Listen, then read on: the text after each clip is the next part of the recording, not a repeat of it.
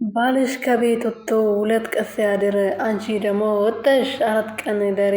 አብርሃም ከቤት ወጥቶ ሌላ ሚስት ሲያገባ አንቺ ደግሞ ወጥተሽ 6 አርገሽ አግቢ እያለ እንግዲህ ቢንዬ ለሩቲና ለአብርሃም ዘፍኗል። እንደምታዩት እንግዲህ ለሩቲና ለአብርሃም ነው ይሄ ዘፈን የተዘፈነው። በ100% እርግጠኛ ነኝ።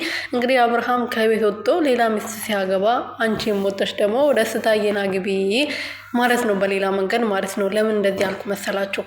አብርሃም ከቤት ወጥቶ የራሱን ህይወት መኖር ከጀመረ ሩትዬም የራሷ ህይወት መኖር አለባት ብዬ አስባለሁ። እናንተስ እንዴት ነው የምታስቡት? ሩቲ የራሷ ህይወት መኖር አለባት ብላችሁ አታስቡም? እናንተ በእናንተ በኩል ማለት ነው። ምክንያቱም አብርሃም እንግዲህ ለሌላ ሴት ተንበርክኳል።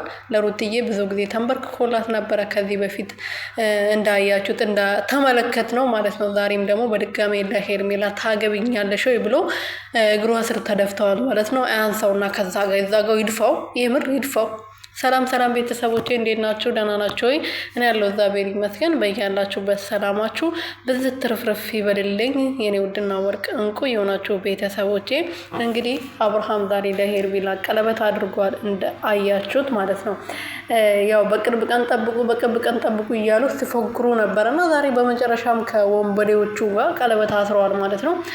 ሩትዬ ደግሞ ደስታን ሽማግሌ ያው ይላካል ተብሎ ሽማግሌዎቹ ሊገቡ ነው፣ ወደ ቡታጀራ ሊሄዱ ነው ተብሎ ትላንት የገቡት ሩትዬ ጋር ነው። አንድ አይነት ድራማ ነው ደግሞ የሚሰራው እኮ። ቢያንስ የሆነ የተለየ ነገር እኮ ቢሰሩ ጥሩ ነበረ።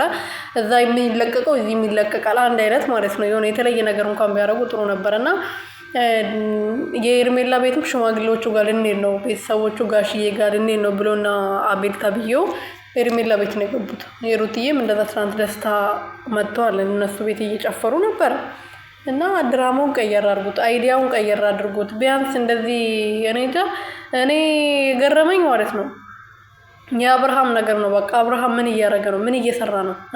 ምን እያደረገ ነው? ግን ጤነኛ ነው ልጁ ስታዩት እንደዚህ ራሱ። ለነገሩ እኔ እኮ አልፈልግሽም ከህይወቴ ውጪ ልኝ ብሏታል ሩትዬ አይደለ?